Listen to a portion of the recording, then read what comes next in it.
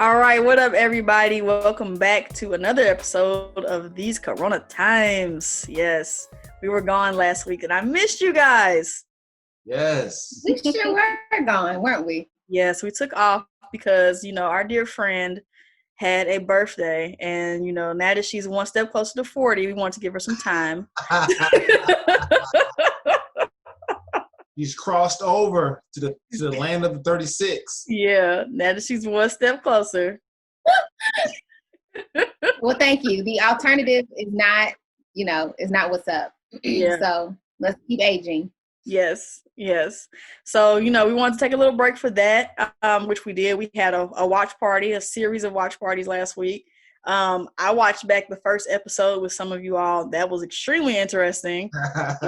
We've come a long way. And it's only been a few months, it feels like forever ago since May, but that was when we did it. It was just real. We were so cute and so young in the VidCast game. How was this episode 17? I don't know how that's even possible.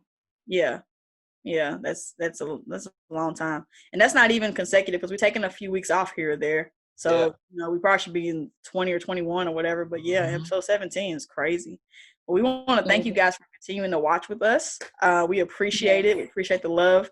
You can still find us on YouTube at These Corona Times. You can find us on Facebook, These Corona Times. Please continue to like and share and support the page. And of course, if you see videos that you love, leave comments. We love to hear your feedback. And sometimes we try to incorporate your questions or your thoughts within the show. So, we want to make sure that you all know that we're listening and that we appreciate your support. We do. We really do. I think that last time when we had Janessa on for the first episode that we had her on, that was the one I was most excited about for whatever reason, even though it was about the money that is going to come out of my checks for the foreseeable future. Yes. Forever. But really thankful for y'all's engagement. I think we had the most back and forth and conversation during that watch party. So thank you. It's just right now, man, money is a big deal. We talk about stimulus plans, we talk about bills and debt. Money's just a really big topic. So, we're learning just like you all are. Yeah, for sure. So we, of course, brought Janessa back because we had so much stuff. I know you all couldn't see our notes that we made in our production meetings, but we had a good half of a page that we didn't even touch or talk about. So we had to bring Janessa back for a part 2 as we talk about some of these burning money questions that we have or some of these experiences that we want to talk about with our finances. Yeah. So before we do that, let's check in on our self-care. I see Tiffany and Brandon, you all actually wrote in with your self-care. I don't know what mine was. So Brandon, how did you do with the rest? With getting more, which you've been on that for the longest. We're retiring that today. Really, and kind of a full transparency note. I'm a workaholic, and I know, right? Really, I am a workaholic. I will always work. I get satisfaction from work. I like what work brings, which is extra money. I love all of those things, and so. This week I took a week off and spent time with the kids, slept in a little bit. It was actually really, really good. And talking to Simone and Tiff, separately or outside of this kind of a channel, talking about how I can implement that more often because it was a good week. It was a good week. Mm-hmm. And nice. Sidebar, I think we are all workaholics in this group. We have a problem. Yeah, we are. we do. I tell you what Brandon was not doing was monitoring those kids on that Sabbath school. I was like, where is Brandon? For those of you who don't know, we worship on Saturday on the Sabbath. And so the kids, Brandon had his kids and some guest kids as well, like some friends. And so I had my son on there and I was like, where is Brandon? I was upstairs doing putting laundry in the washing machine. I was cleaning the kitchen up because my kids and their guests, they messed up the kitchen. So I let them downstairs. So I came back down there. You should have saw me yank up my kid though at least once or twice. I did. This is the regular experience because if we were having real church, you just drop your kids off in the room, and you go on about your business. There it is. There it is. I blame Katura. Yes, that's smart. Tiffany, how did you do? Well, I was preparing for vacation on our last episode, which was great. I had a wonderful time. I had took about 5 days off or so, kind of piggybacked it prior to the Labor Day vacation and then a day after or so. And it was nice to have some rest. I actually really enjoyed it. I didn't do any work. I kind of needed to check in on my emails for work every now and then. So I picked every day at a certain time. I would just check and just make sure I hadn't received anything important, and then I would get out. Other than that, I just chilled out. I sat on the other end of my couch. We took some day trips, so that was nice. We got out of the city a little bit. We donuts though. Man, we had a fat day. Shout out to Long's Bakery, Indianapolis. We head up there and we had some donuts. It's worth the trip if you want to go get you some. But just did a little bit of that, just driving around and trying to have as much of a coronavirus vacation as you can, it was cool. That's what's up. So I don't know what my self-care was, but whatever it was, I failed at it miserably. I didn't do there was no care taken. That's why I have my coffee here. Don't laugh at me. I drink coffee at night because it makes me calm. After this, I'll be ready to just go right to sleep. That is so weird. Coffee will wake me up. I don't understand. So I'm going to have to just think of something new at the end of this because whatever I was supposed to do, I didn't do. So I'm glad that you all did a better job. So just like we have been doing the last couple of weeks, we, acknowledge a Black person or a Black person in business or doing something great for the community. And we're having Janessa back again. So of course we're going to be talking with Janessa Siegel, who is an entrepreneur, financial educator, and a wellness advocate. And her website is mywealthywellness.com. And hopefully we can get her again today to talk about what services she provides. So just highlighting her once again because she's amazing. Yes, she Very is. helpful. I just really wish that I had done something or at least had the mindset or the wherewithal scared to talk about this 10 years ago. Like where would I be if I had actually done some of this stuff 10 years ago? Like, I think I'm pretty decent right now, but man, if I had done this 10 years ago, I tell you what you hadn't done. You wouldn't have ran up a credit card on spring break. What you won't do. It was swipe. You know what? My mom, she used to tell me, she was like, Simone, you were always that kid that I would send on vacations and you would come back with money. That was always my goal, was to not spend a lot of money.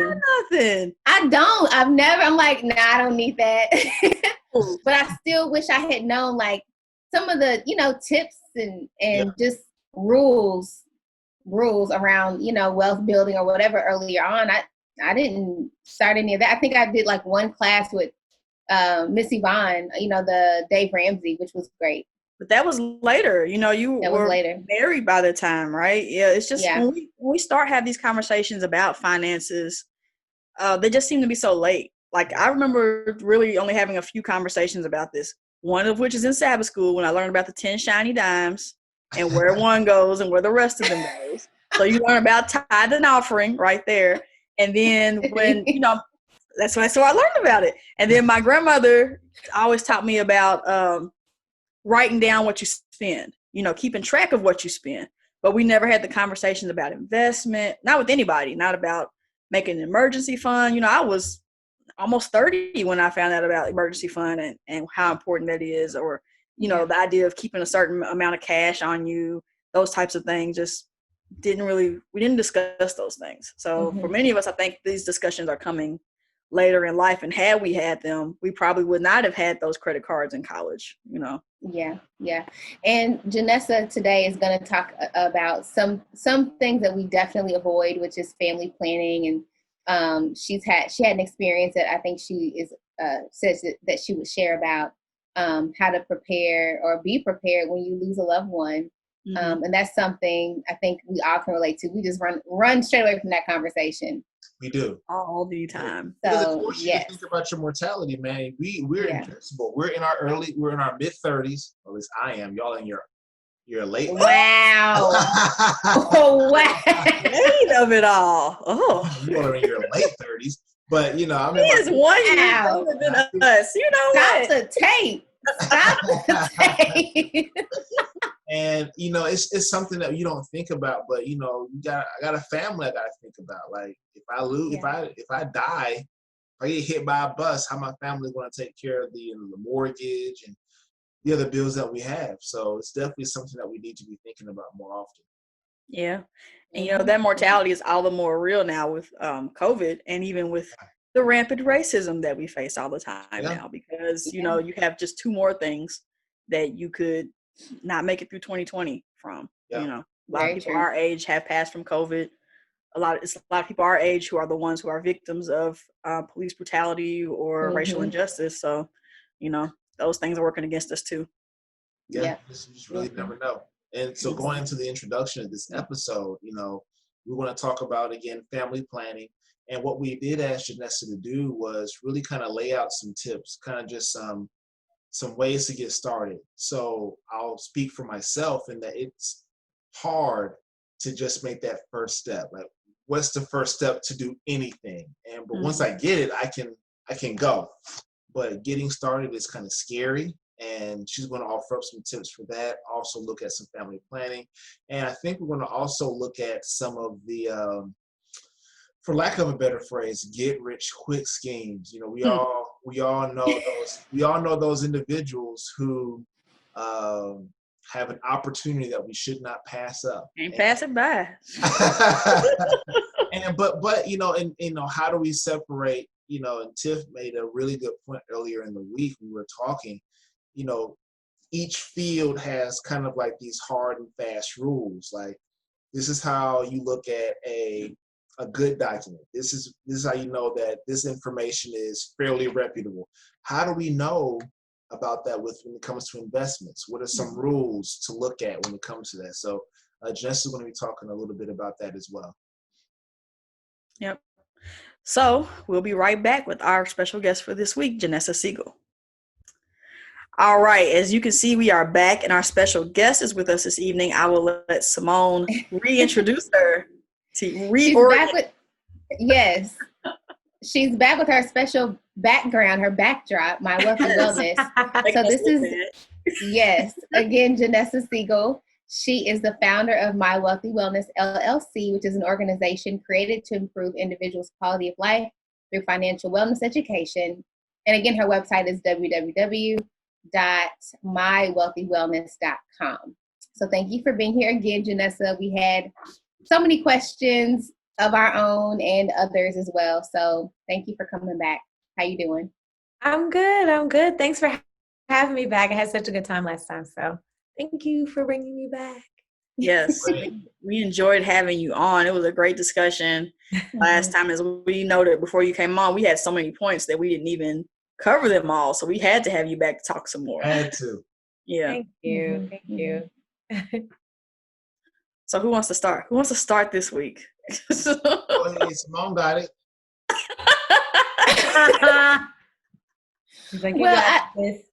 I have so many questions, but one of the things that we talked about before was we talked, a lot about student loans and how to kind of think about different ways to think about that. And today we want to talk about more logistics things, more family planning things.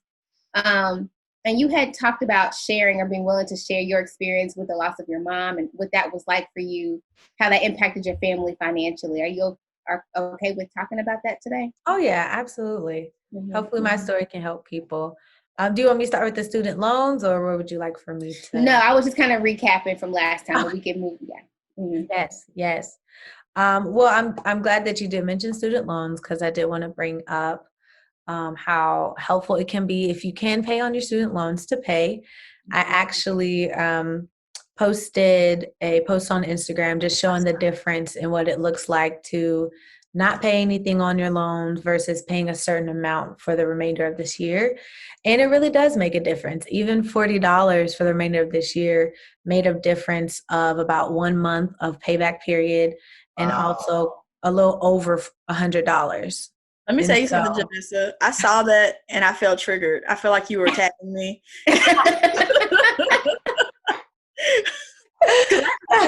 I just feel like, oh, y'all don't need no payments? Okay, let me just keep going. You don't need anything from me this month.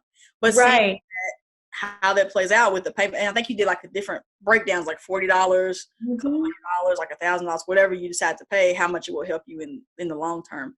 And I think sometimes we don't see the end result of how that pays off in the end. Like you don't realize you end up paying more with interest than you do if you don't pay anything at all. Yes. Yeah, the goal is always to not pay. It's always just put it off.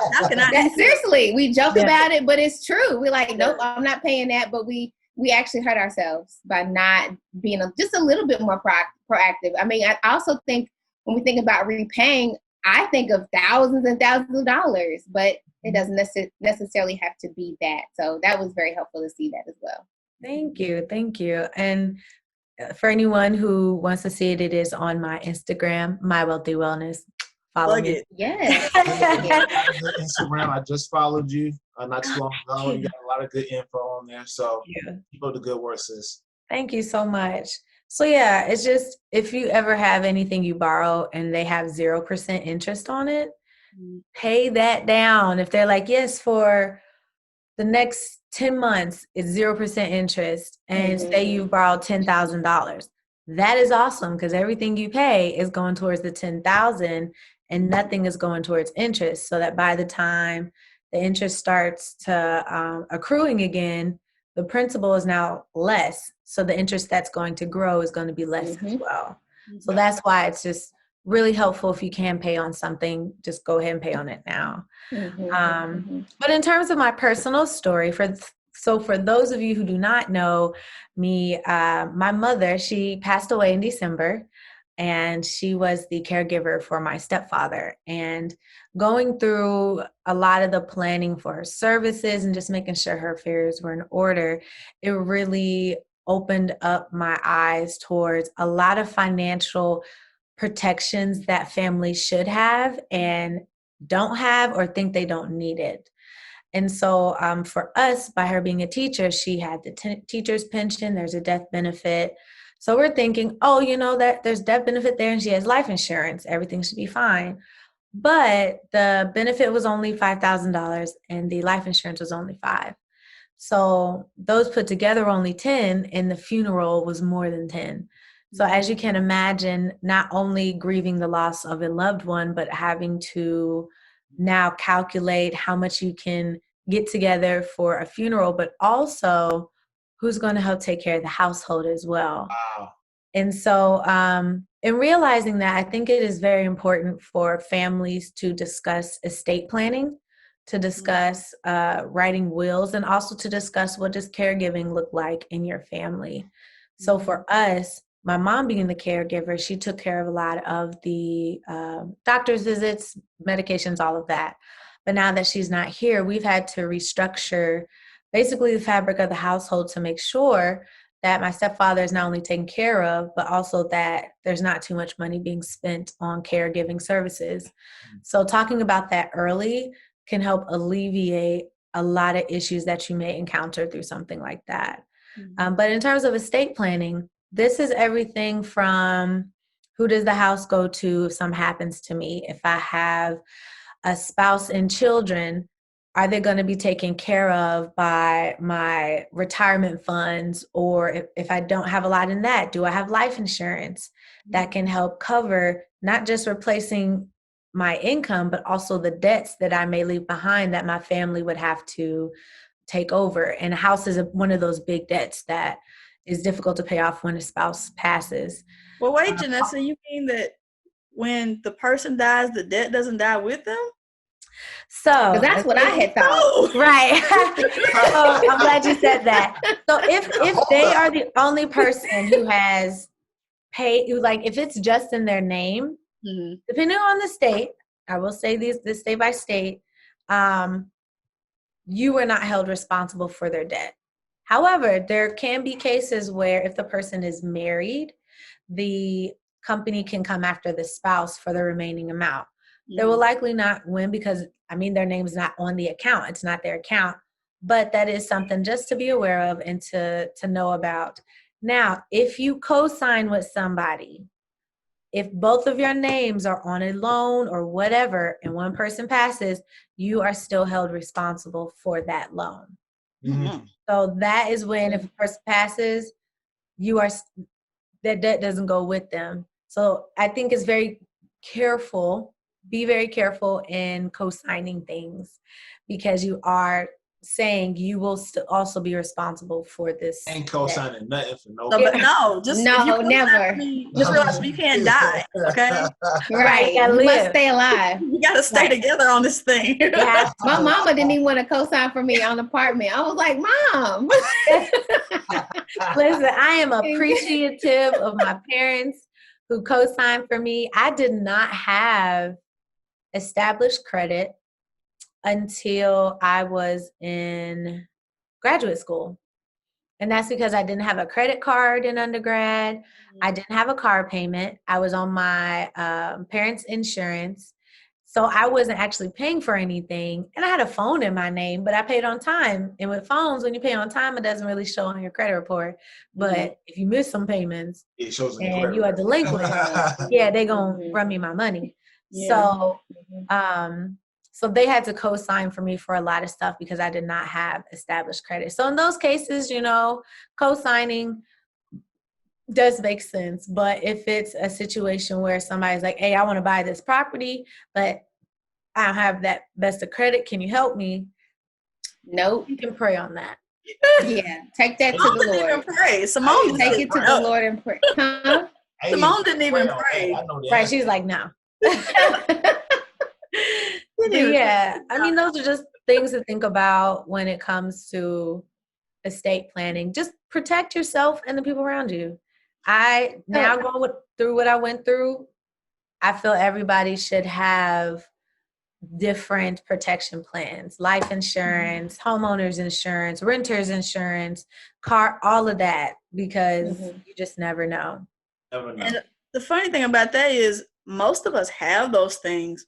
We just don't have the conversations about those things. Like, when you get a home or an apartment, you have renter's insurance. Most of you have accidental death insurance, or you have insurance with your job or with your job's life insurance or anything like that. But we don't really want to have these discussions. I think we shared in our pre-meeting that we've all had that talk with our parent or our grandparent about, this is the folder where everything is if something happens to me, and we're all just like, blah, blah, blah.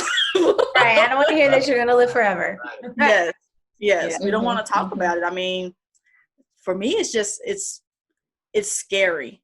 So, I know that stuff is there. I know that we're supposed to do this in the event of something happening.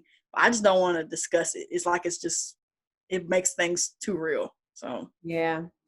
Yeah. And even when you have that stuff provided through your job, print out the paperwork and read through it. If you need somebody to help you go through it, I can help you go through that paperwork and actually understand the terms, because employer-sponsored plans still have certain stipulations and regulations that have to be followed. If there's certain paperwork that has to be turned in, depending on the institution, you want to be aware of those things. So it's important to know what you have and to understand what would be given to you if something happens to you, because you may be expecting $100 in life insurance, but that may not be what actually pays out, depending on the type of life insurance you have. So, yes. I think too, I often think about, supplemental insurance and how do you know if you need additional? Because I feel like, if you're in, relatively good health and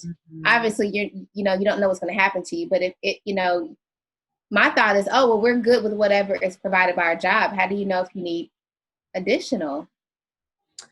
Because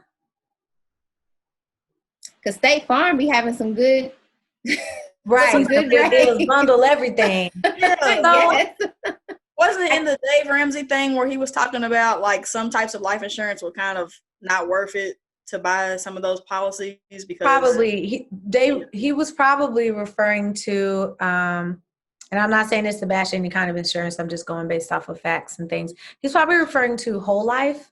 Because whole life insurance, you have your whole life, but it can get very, very expensive.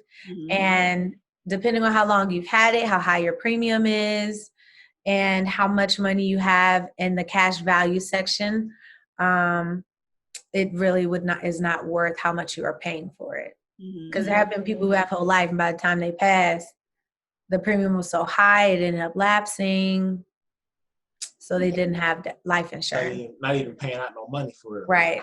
So that's another thing. If you're looking at these protection plans, look at what provides what you need. If you just need life insurance to cover any debts in case you pass, then okay, let's look at how much that is. If you need a plan to cover the debts and pay some out to your children or your spouse, then look for a plan that would fit that.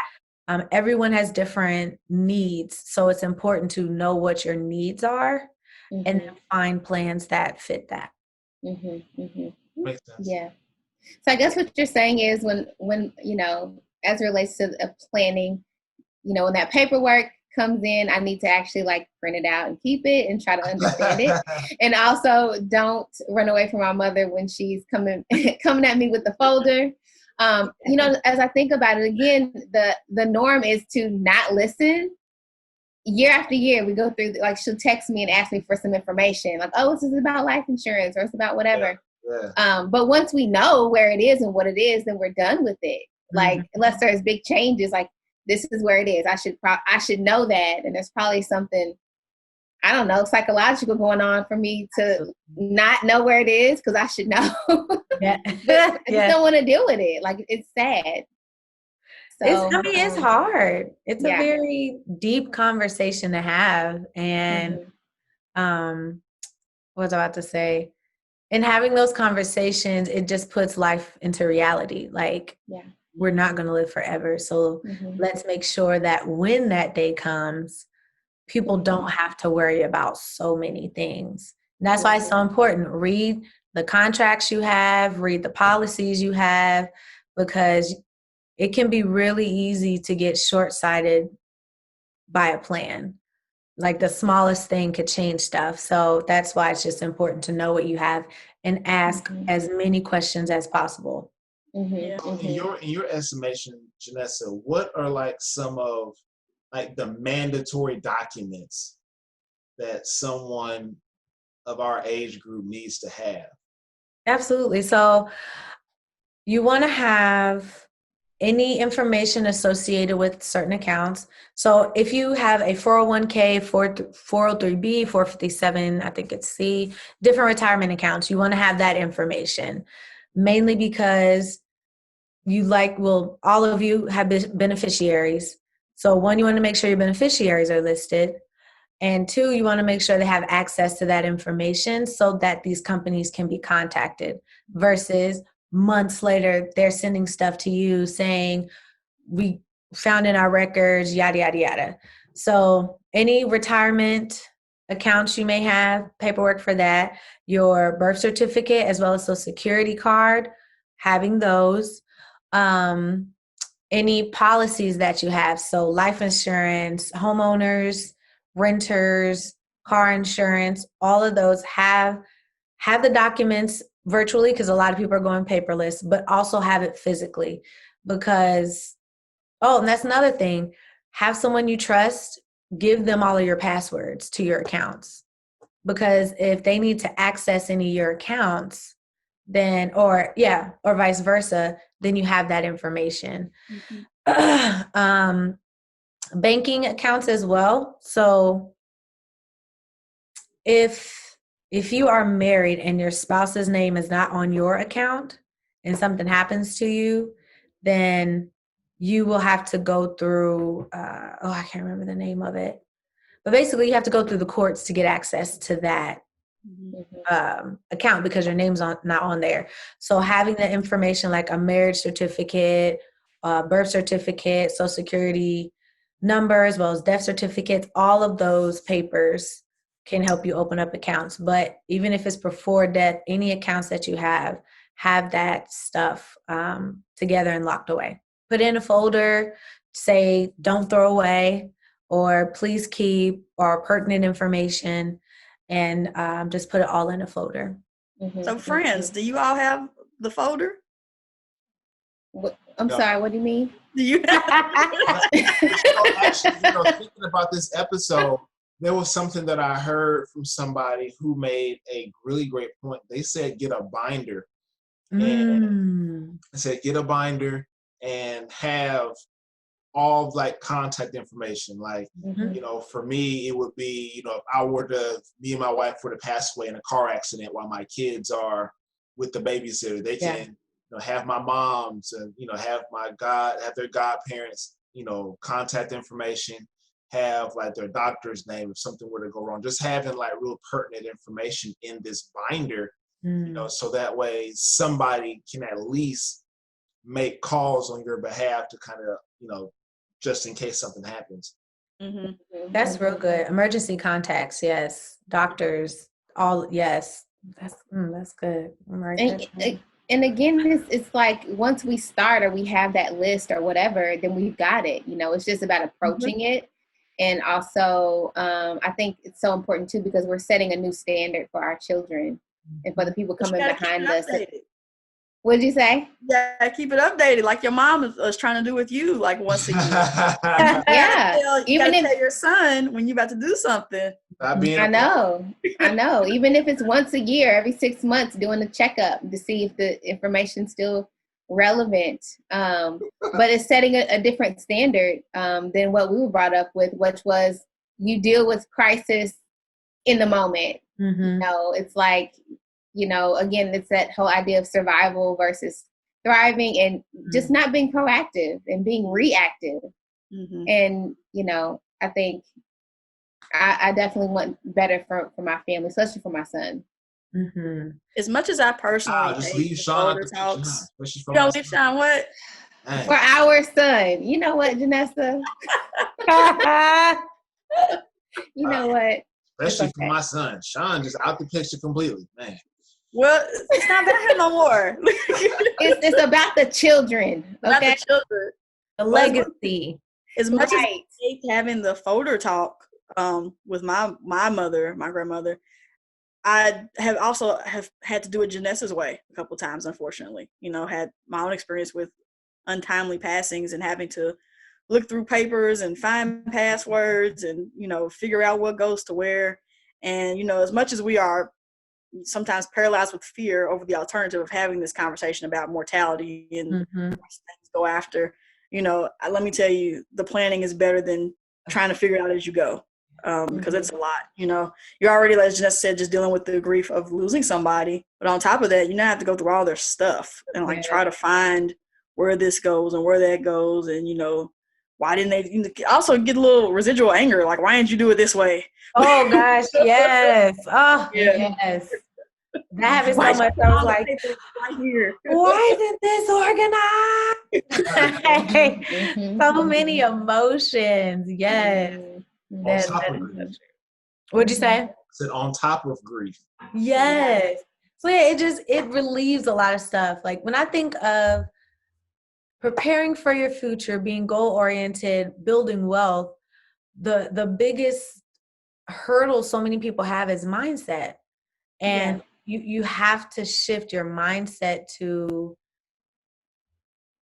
understand what's needed to make these things happen. So if you're saying, I want to make sure my family's taken care of, one of those things is talking to your family about what's already been set up or what's going to be set up.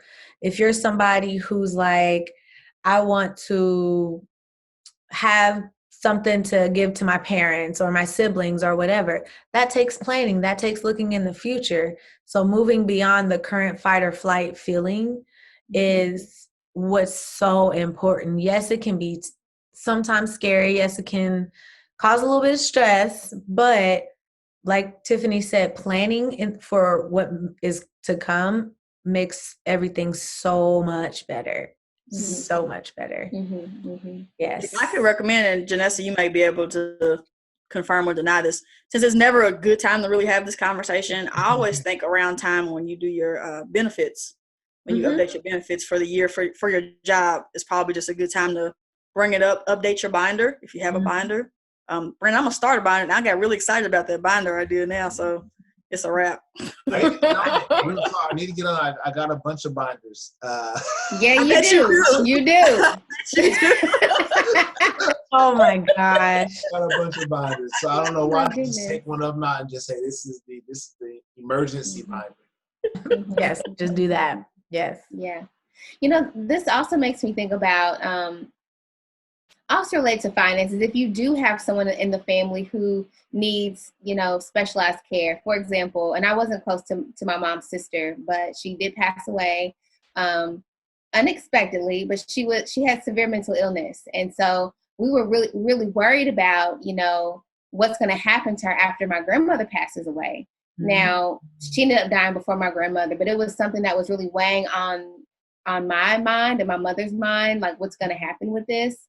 And so we didn't have to end up dealing with it because she did pass away, unfortunately. But it makes me think about like all the different layers, you know, who's going to provide for this person who is not, you know, not neurotypical, is not going to be able to live on their own. How do we provide for those folks, you know, for physical ailments, but also mental ailments as well. So that's, you know, because we don't want our people on the street. And for my aunt, that probably would have been what happened, because nobody was willing to talk about it and nobody was capable of providing the care that she needed had she lived.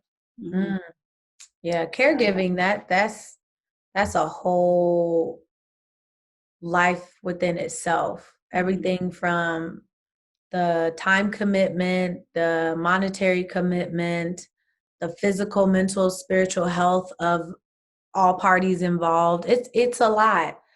But when you have an idea of what to do or resources, you know, that can be helpful, it helps to relieve it a little bit. Like I recently found out about long-term care insurance. So it's like a insurance for those who would need some type of long-term care, whatever that would look like. Also, I always thought nursing homes was the only alternative for individuals who are older, but they have senior assisted living. So it's not actual nursing home. They have their own apartment. It's a community, but there are people who work on the properties that can help them. And that sometimes is all someone needs. All they need is just a place where they just have some help here and there, but they're not in a nursing home, which for some people feels very isolating and maybe not as welcoming. So, so those are things that I think is important for many of us to know, to be aware of, and to try to incorporate within our financial bubble. I don't call it a bubble, house, financial house. I like that house. Yeah. So, Janessa, you said something. We were talking about building wealth earlier, and in our meeting the other day, we were talking about how, for whatever reason, it feels like when we do start to make, you know, different choices than what maybe were the family norm, and we start to build wealth, sometimes that does separate us from our community, like not just proximity wise, like we may move out of the neighborhood or move out of where we came from, but also mindset wise, you just, when you do different things, you think differently, and sometimes it seems like that pulls folks apart. Do you all notice that? And if so, why do you think that is? I think personally, it just goes back to what we were talking about earlier, and how talking about money is so kind of controversial. We don't talk about how much we make. We don't talk about how much we got in savings. We don't talk about money like at all. So when you start doing that, I believe you start to alienate a good majority of the people, because, you know, maybe it is uncomfortable for a lot of folks to even talk about it. So here you are talking about money and nobody really want to talk about it. So you kind of want to island by yourself. Mm-hmm. Yeah, it just goes back to what somebody talked about last week about how this is why we don't talk to financial planners, because it's my business.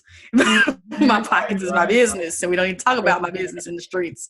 We're not apt to share like that. I think we're just more prone to keep the finances in the house. And even that's even sometimes from in our own home situations. Like the mother may not tell the father, what they're making or whatever. I remember a time long before us where the man just managed the money, and the woman didn't really know much about the finances that came in and came out. She just know the paycheck was there. So, I think we're just prone to not want to share that information. I think this generation is a little bit different. I don't remember having too many money conversations with my parents growing up. And if it was like, nah, I'm not buying you those Jordans because those are $200 shoes, and you're not buying those. You're not buying those. Yes. Outside of that, we didn't really have those conversations. But I understood as I got a little bit older, kind of our financial situation, but I didn't really understand it because it was never really explained to me. And so now I'm trying to have those conversations with my daughter, and I was just talking to her about wasting money.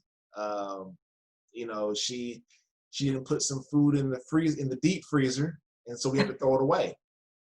And so I talked to her about that. We're like, hey, we don't waste food in this house because it's just like taking the money out of your bank and putting it in the trash can. And she was like, oh, like she kind of understood that aspect, because she has her own little money, that she'll spend or whatever. But she was like, oh, that's a real ramification as to why I really kind of messed up. Yeah. I feel like there's also some blaming, like shaming, and like, I don't know, like if you're doing well, then maybe other people will feel like you've changed, or you don't want to be associated with, oh, you big time or what. Now, these are not my experiences at all. I'm not there, but we don't make that much money to be considered. No, I don't, not there. But I've seen it. I've seen it. You should be changing. Like, man, you changed, man. Yeah, I have. Right. Why is it a bad thing? I think it's a bad thing because I think sometimes, and this is only speaking from my experience, so I can't just summarize this for everybody, but being raised in a Christian household, I was taught to give. It is better to give than to receive. I was taught the parables about rich people and being greedy, and what is it? It's easier for a camel to get through the eye of the needle. Come on, Tiffany, first elder. Come on, because I was paraphrasing and I was not going the right way. But yeah, so when you hear all of that, then success and wealth seems bad. It seems like, oh, that's not of God. So for some people, when they see someone being successful, it could be they're seeing something bad. So then there's that disconnect. But then there's also a slight intimidation factor there. If like there's code switching, and there's also code switching within your culture, within your family too. And for some people who do make it out the hood or go to a different environment, they're having to almost put on multiple faces in their own household, because they can say something like a joke they heard on campus or a TV show that they commonly watched with some of their friends or whatever, and their family might not have ever heard of it, or might not understand it, or don't care to understand it. So it's that aspect of we don't understand each other anymore.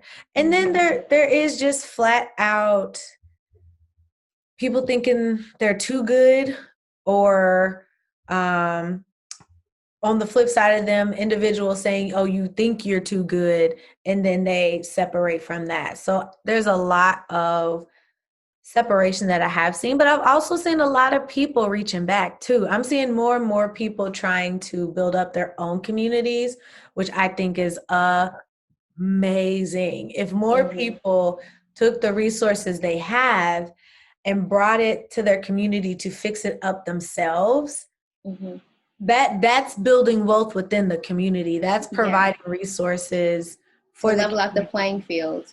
Right. Yeah. And granted, you know, not everyone has to carry the burden of every person within their culture.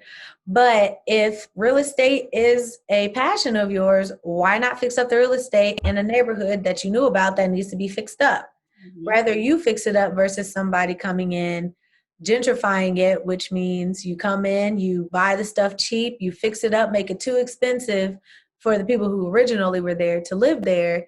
And now other people are coming in and taking over that area. Yeah. And then So, you've perpetuated some oppressive systems. And we never want that.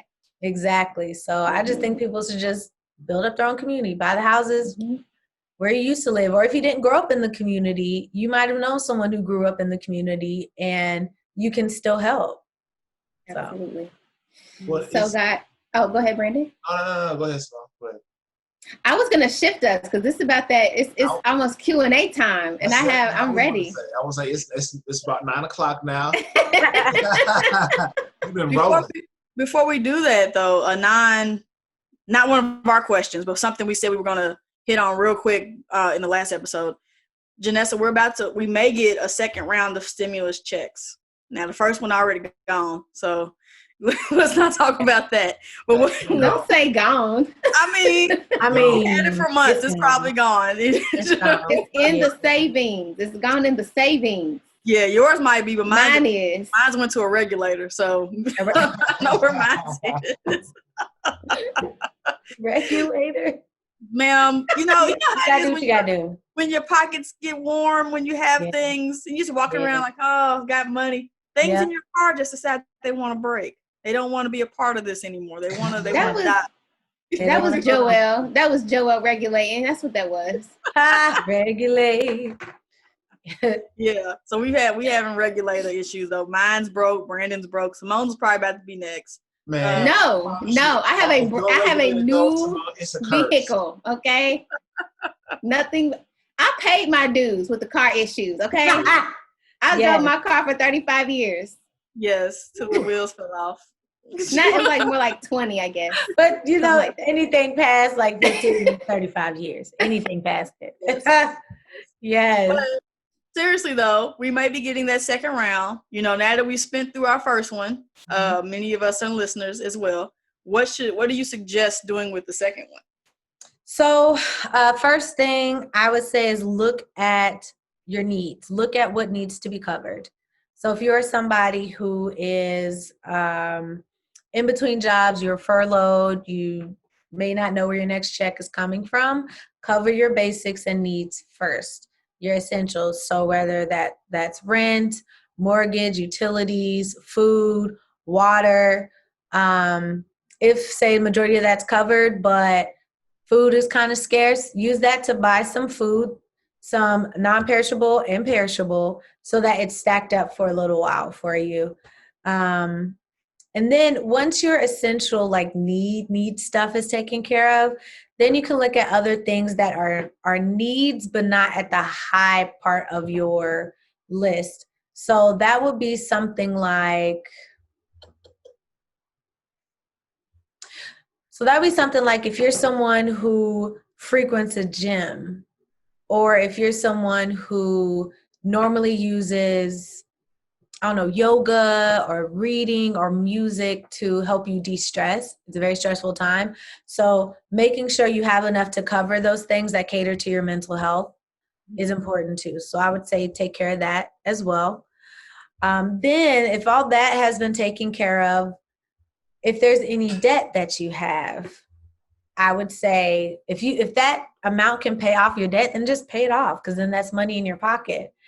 If you don't have any debt that you want that money to go to, then put it towards some type of savings. So something for your emergency fund, something for a goal, something towards your retirement, something that could be a nest egg for investing. But those are things that you would do if everything else is taken care of. So like I would say make a list. Crucial, essentials, needs, wants, everything else. And then spend accordingly. Based off of that. Mm-hmm. Okay. Yes. Now, if y'all ready to shift to the Q&A. That was one of them. That was Q&A. Oh. Well, I think that was one that we said last week we were going to ask about at the end, but it doesn't have to be one of the 3 questions if you still want one. Well, I want to know. So there's a lot of payments that folks don't have to make if they can't because of COVID and like student loans and I think mortgages and things like that. If you can pay though, should you pay? Or should you just like, oh, this is a nice little reprieve? I can skip it. If you can pay, keep Mhm. paying. Mhm. Go as business as usual.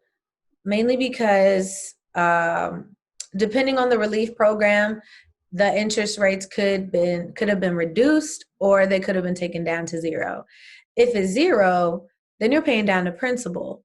If the interest rates are reduced, it's still going to grow interest. So even if it's low, you not paying is still allotting that interest to grow over time. So paying on it helps you in the long run.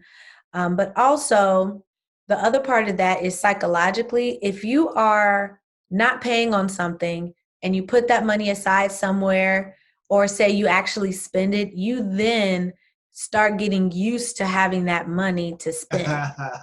Yeah. So then once January comes and everything goes back to normal, well, semi back to normal, y'all know what I mean. Yeah. But things go back to normal, you're now held to the responsibility of that account, but you've gotten used to spending that money on something else.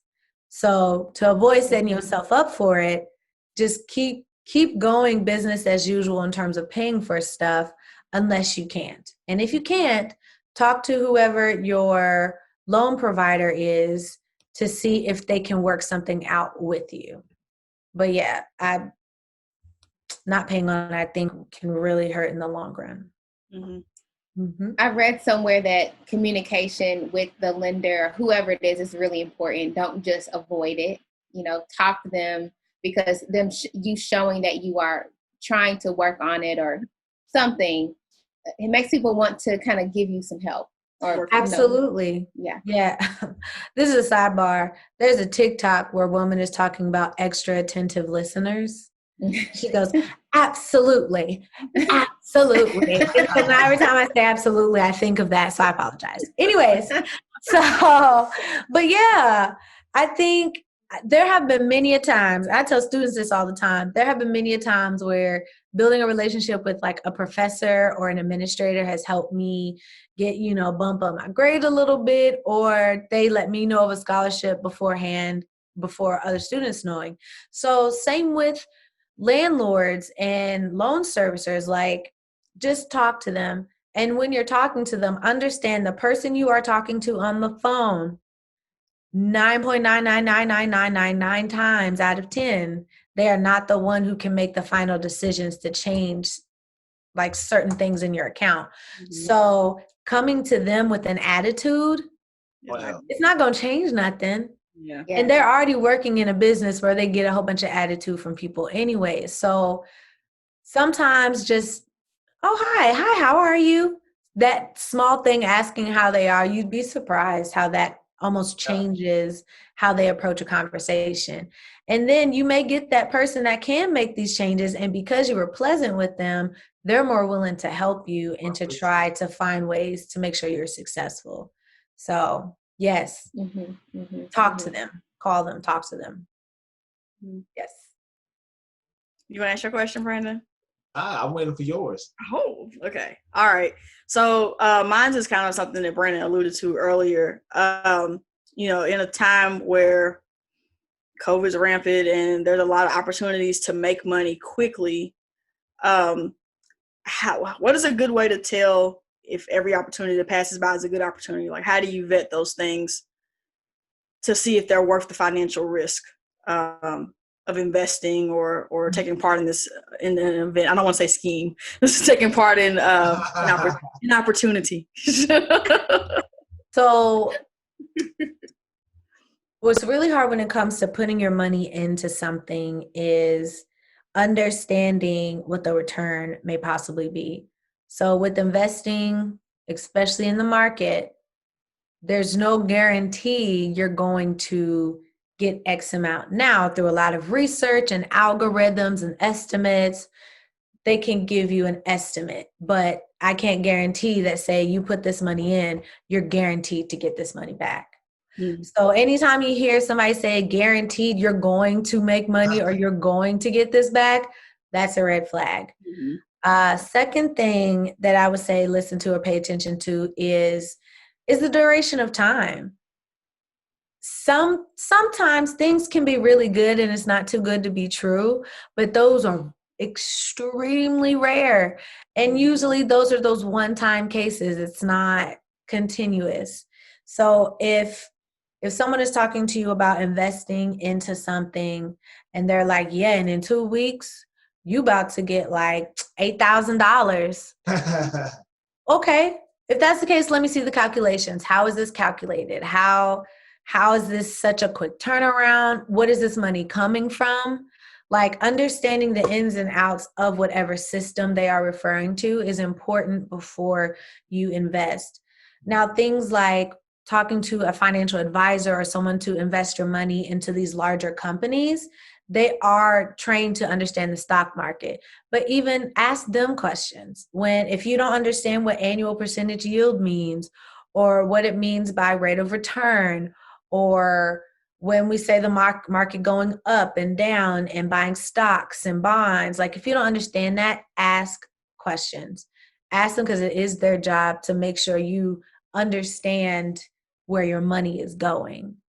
And so anything where it seems like it's a very quick return and a very high return, ask questions. And if you and your spirit do not feel comfortable doing it, then hey, we got discernment for a reason, so that's, and yeah, I would say pay attention to if they're saying something is guaranteed, and then pay attention to how high the return is and how quick it is. If it's very quick and very high, that seems very suspect. So look more into that before investing your money. So if I put $100 in and they guarantee me to get $1,500 back in 2 weeks, I should probably look at that a little bit suspect, huh? I mean, I would look further into it. There are things like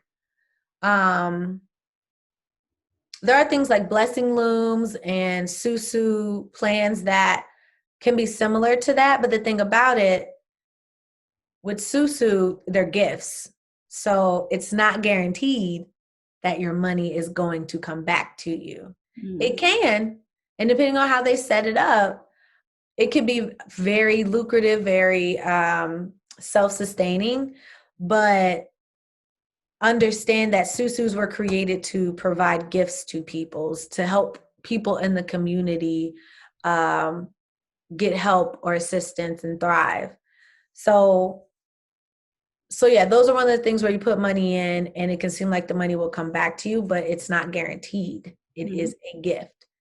Also with blessing looms, those are like a closed circle of people blessing each other. So it's not so much I put this money in and I get significantly more back. It's I'm going to put this money in. I'm going to do it every month.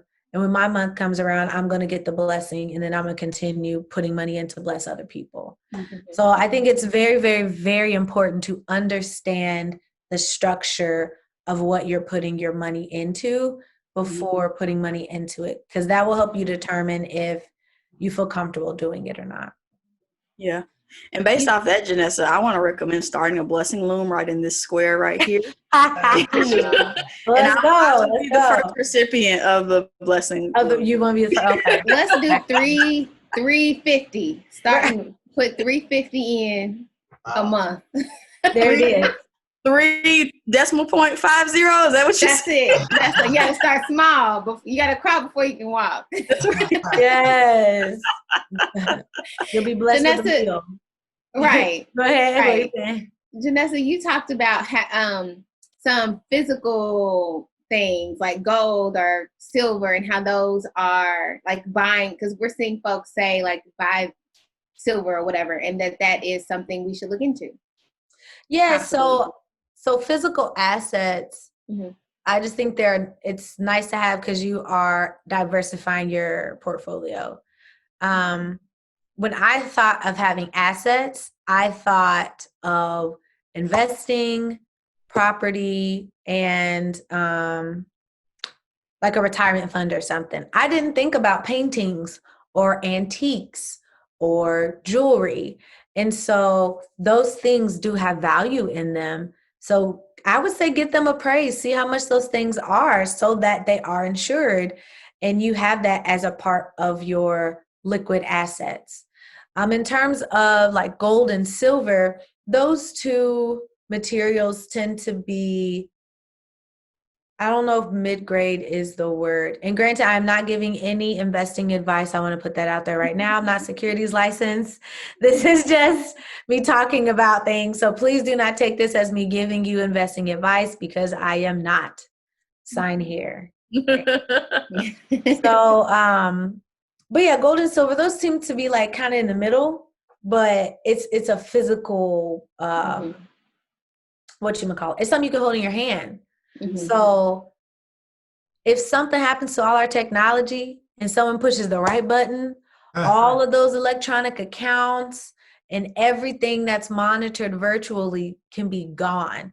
Like there's no physical money isn't really a thing anymore. Mm-hmm. So having those physical assets, I think will be very beneficial for you in the long run in case anything happens. Now, I'm not a doomsday person, but if you have silver, keep it. Mm-hmm. Yeah. Get it insured, keep it.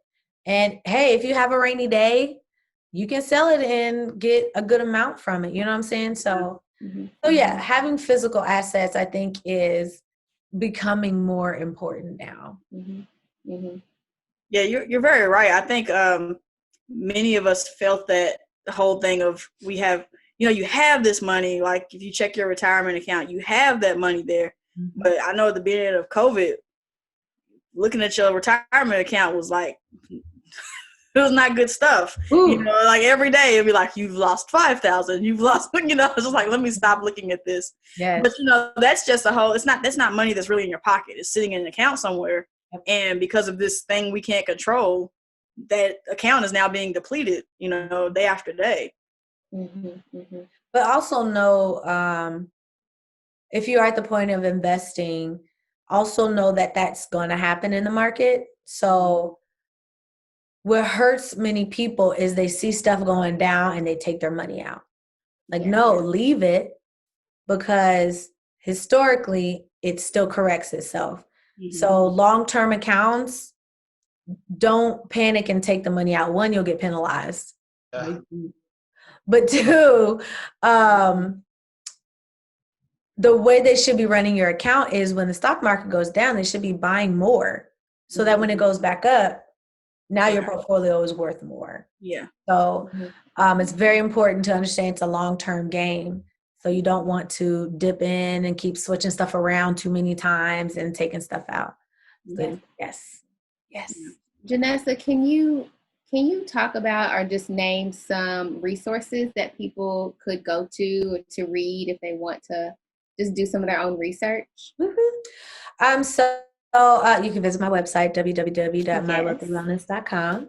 Mm-hmm. Mm-hmm. There's also, so I don't know if you all pay attention to Google alerts, but you can put Google alerts in your computer or phone so that articles talking about investing, economy, scholarly articles on money, it'll pop up in your feed and you can read those. I think Forbes is a nice thing to follow. NPR, they have like a finance section. I believe that's a great thing to follow as well. What do you say? Yeah, but NPR has Marketplace 6:30 at night. See, like podcast. Listen, so before I started my business, I knew I wanted to work in finance to help people, help them understand their money, but also grow wealth. And I started listening to finance podcasts, and that's what really taught me a lot of things that aren't necessarily taught in the classroom. And it started making me more aware of things. So how I was talking about silver and physical assets, I was listening to a podcast called Be Wealthy and Smart. And she was talking about that and talking about the things to look for in the stock market. And the funny thing is, she was talking about what the stock market was going to do almost 2 years ago and is doing exactly what she said it was going to do. And it's because Wow. she worked in the stock market and she was telling you how to understand certain cycles and things like that. So I think that is helpful. The budgetista, I don't know if y'all have heard of her. I've heard of her. Yeah, I think so. She's a woman who her testimony is paying off all of her debts and being able to have now a 7-figure income. And she just talks about the process she went through. She has a I think it's called Buzz It University. And so it's like a paid workshop. Also, I follow Dr. I apologize that I do not have his name off the top of my head. I think Black Wall Street. Is it Boyce Watt? Yes. Boyce Watkins. Watkins? Mm-hmm. Yes. He's good. I mean, he has his PhD in finance, so it's a lot that man knows. But yeah, I would say whatever platform helps you retain information the most, use that. I read, but I prefer videos and audio. So audiobooks, podcasts, videos, I can retain that at a quicker rate versus reading. So again, look up, use whatever platform works best for you, and then find some of the resources that I just mentioned within those platforms. And yeah. Janessa, thank you so much. We are Thank you. a little bit over our time. Does anybody have anything else before we talk about self-care? No, just I appreciate you once again, just answering some of these questions and kind of myth busting for us on some of these things that we don't really talk about. And I wish we, as this group of young people, young adults, would have more of these types of conversations about planning and about wealth and about investing in our communities and our businesses and things of that nature. And please tell us again where folks can find you social media wise. Can you plug that again? So on Instagram, you can follow me at My Wealthy Wellness. On Facebook, just type in My Wealthy Wellness LLC and it'll take you to our page. And our website is www.mywealthywellness.com. And you can follow us or subscribe. And we try to send stuff monthly. So it'll be a new blog post and certain graphics and things that will, just help you with your financial journey. And if you'd like to set up an appointment or a workshop or anything like that, we do it all. Thank you. So in terms of self-care, what are we going to do? What are we going to do? I know what I'm going to do. I know what I'm doing too. And I'm going to keep it real manageable. Okay. I'm going to just talk about tonight. Like after this, I'm going to go watch a movie and fall asleep in front of the TV because that is what needs to happen. Awesome. That's what's up. That's it. Tiffany, what about you? I bought I don't know what you call it, a planner or maybe just like a notebook that I can freely write in. I'm going to start getting back to writing out stuff I have to do, like my to-do list and things of that nature, because I feel like I do a lot better with my days when it's kind of put on a sheet before me, as opposed to, I kind of get, like Simone said something earlier in our separate polos, that she can either be really focused on one thing or just not focused enough on something in between. And I feel like I get like that a lot, especially in COVID, where there's no office space versus just my home space. So I can be really deep into a project and not know when to pull out and stop and work on something else. Yes. So I'm going to try this week to really utilize the notebook, the planner, and make to-do lists this week, and really just try to stay on that, try to stay a little bit more organized. Nice. Brandon, what about you? I'm going to stop spending money. No, it's I don't. Nice. There might be some things that maybe you might be able to possibly could use one day. No, I'm looking at really, fine tuning my budget, really looking at, other expenditures, trying to find cheaper alternatives to what I'm spending money on now. Are you taking all this stuff back to Office Depot? No. Janessa, what about you? I am going to work on going to sleep at a decent hour. This past week I was up late working more, which I am not a supporter of for anybody, so I don't know why I did it myself. So I'm gonna try and get more sleep. Okay. Can't do it no more, guys. You know, we used to stay up and just pop It's up. done. I'm done. Can't do that no more. It's over. No. I wasn't even good at it when I was younger. Midnight is probably like the latest I can do right now. Midnight, 1 o'clock is about it. Ooh, one is pushing it. Oh, We used to brag about it, like, oh, I stayed up all night until the sun came up. And now it's just, I'm depressed, you know. you're like, I stayed up all night oh my until the God. sun came up. Yes. Oh, no. Well, Janessa, we want to thank you again so much for being with us. We appreciate you coming back to do a part 2. I hope you all will follow her on all the social media outlets. And then don't just go by the website. Make an appointment. You know, check up on your girl. She's got some stuff going on. She's helping Dr. Bruce here. Yes. And when she gets done with Simone, if Simone hasn't called her to pour her hair out, you know, maybe me and Brandon can jump in line and work with her too. I'll have those tough conversations, folks. Yeah. Please, Yeah. it'll be worth it. Trust Talk me. about the folder. We The don't want to folder. talk about the folder. But Yes. so until next time, you know, please take care of yourself in these corona times. Self-care is important. Be sure to wash your hands. Wear a mask. Wear your mask, please. Yeah. If the store says you can't have a mask, you can't go unless you have a mask, put the mask on. Just put it on. Put it on. You know, if we get round to that stimulus check, use it wisely. Please. Put your needs above your wants. And, you know, before we head out, today is a great day to arrest the killers of Breonna Taylor.